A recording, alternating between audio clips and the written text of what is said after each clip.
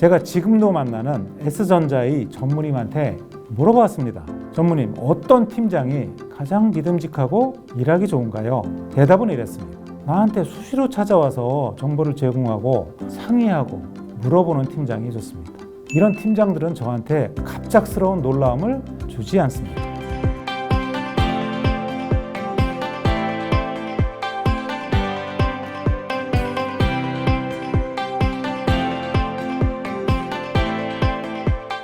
네, 안녕하세요. 김무환 코치입니다. 새롭게 팀장이 된 리더는 막막합니다. 주변에서는 팀장에게 기대하는 것이 매우 큰데 무엇을 어떻게 하라고 알려주진 않습니다. 회사에서 일을 잘한다고 승진을 시켰는데 좋은 리더는 어떤 모습인지, 구성원들에게 어떤 리더십을 보여줘야 하는지 알려주지 않습니다. H자동차그룹의 신임 팀장 소통 리더십 강의를 20차수 이상 진행했었습니다. 많은 신임 팀장들이 이렇게 말했어요. 아니, 이런 교육은 팀장 되기 전 아무리 늦어도 팀장이 된 직후에 했었어야지, 몇 달이 지난 지금에 받는다는 게 너무 아쉽다. 지난 몇 달간 내가 한 것에 대해 부끄럽고 많은 생각이 난다. 얼마나 답답하면 이렇게 말했을까요? 신임 팀장은 갈림길에 서 있습니다. 차세대 임원으로 성장할 것인가, 아니면 팀원으로 강등되어 좀비 같은 조직 생활을 할 것인가. 자, 신임 팀장, 이 네 가지만 기억하면 됩니다. 첫째, 실무자와 팀장의 차이를 인식하고 팀장의 역할을 수행하라. 그러면 실무자와 팀장의 차이는 무엇일까요? 제가 한 회사에 인사총괄로 일할 때 일을 잘하는 실무자를 추천받아서 팀장으로 발탁 승진했습니다. 동기들보다 2년이나 빨리 승진이 된 거죠. 매우 열심히 일하는 모습을 보고 역시 제대로 뽑았다 했는데 조금 더 지나니까 이상한 반응이 나왔습니다. 팀원들은 위축된 모습을 보이고 전체적인 성과는 매우 저조했습니다. 자세히 알아보니까 그 친구가 실무자 시절에 일하던 방식을 버리지 못하고 본인이 모든 일을 다 하고 다 체크하고 구성원들을 질책하고 있었습니다. 이게 뭐냐? 팀장이 해야 할 역할을 인식하지 못하고 여전히 일만 열심히 하고 있었던 것입니다. 팀장이 실무자의 역할을 계속하고 있으면 실무자는 무엇을 할 수 있을까요? 리더는 익숙한 것에서 벗어나 낯선 것을 과감하게 하는 용기가 필요합니다. 자, 둘째, 성과만 보지 말고 사람도 함께 봐라. 성과가 먼저입니까? 사람이 먼저입니까? 매우 어려운 질문입니다. 조직의 리더로 일하니까 성과를 내는 것은 너무도 당연합니다. 그런데 성과를 어떻게 내야 할까요?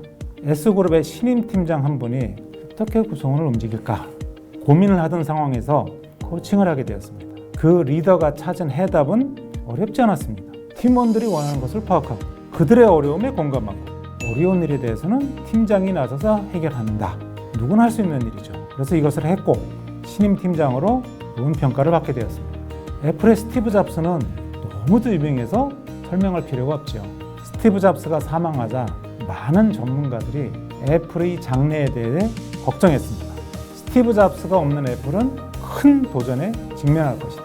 그런데 반전이 생겼습니다. 새롭게 CEO가 된 팀 쿡의 리더십 하에 애플은 전무후무한 엄청난 성장을 거듭하게 됩니다. 이 팀 쿡의 리더십 요체는 조용한 설득과 경청이라고 평가받습니다. 애플의 어떤 직원이 이렇게 말을 했습니다.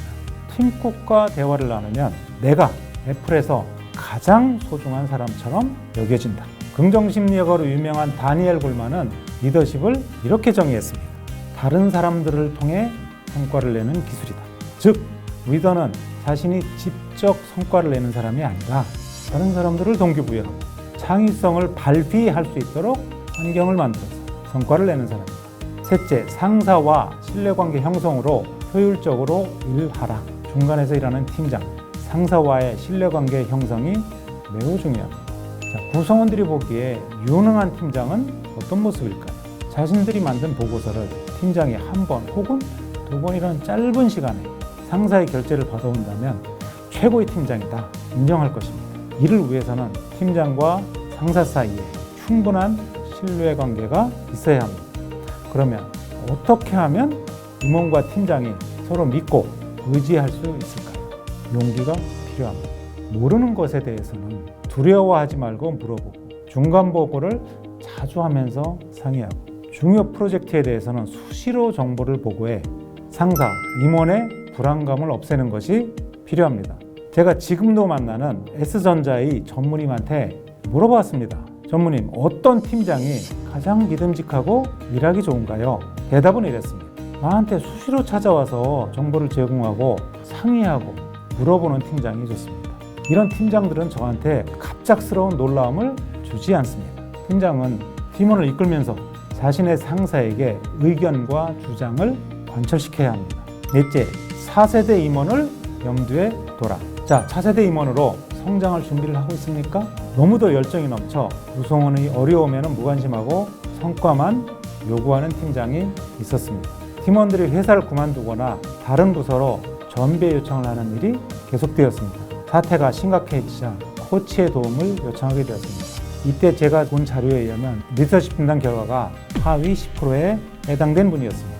이 코칭 후에 이 리더는 자신의 관점만 고집하고 자신의 방식대로 밀어붙이던 모습에서 변화를 구했습니다. 먼저 구성원들에게 자신의 과거 방식에 대해 사과하고 진솔한 의견을 요청했습니다.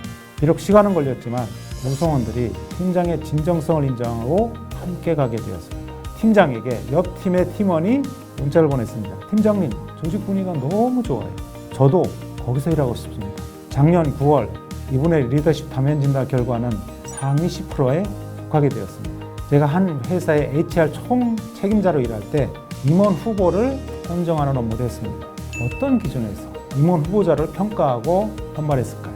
조직의 미래를 위해서 해야 할 일을 적극적으로 찾아서 하는 사람, 조직 전체의 성과를 위해 자신과 자신의 조직을 희생할 줄 아는 사람, 다른 사람의 말을 듣고 멘토 및 롤모델에게 배우려는 사람, 팀원들을 존중하고 이들의 잠재력을 이끌어내는 사람, 이런 팀장이라면 팀원들과 함께 성장할 것이고 회사가 기대하는 이상의 성과를 낼 것입니다.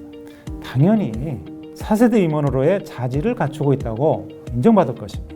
자, 신임 팀장이 되었습니다. 무엇을 해야 하고 무엇을 하지 말아야 될지, 어떻게 하면 구성원들을 리드하고 성과를 만들어낼 수 있을지에 대해 필요한 역량을 살펴보았습니다. 기억나시나요? 첫째, 실무자와 팀장의 차이를 인식하고 팀장의 역할을 하라. 둘째, 성과만 보지 말고 사람도 함께 봐라. 셋째, 상사와 신뢰관계 형성으로 효율적으로 일하라. 넷째, 4세대 임원으로 성장을 준비하라. 처음으로 리더가 된 신임 팀장, 혼란스럽고 갑갑합니다. 아무도 가르쳐주지 않습니다. 리더십 책은 많고 해답도 그만큼 많이 있지만 리더십 현장에 적용하는 것은 다른 이야기입니다. 혼자서 해답을 찾기보다는 팀원들을 믿고 의지하면서 함께 가다 보면 큰 길을 찾을 것입니다. 선배들을 찾아가서 물어보고 팀원들을 존중하면서 경청하고 어려움을 공유하면서 하루하루 성장하다 보면 더 큰 리더로 성장할 것입니다.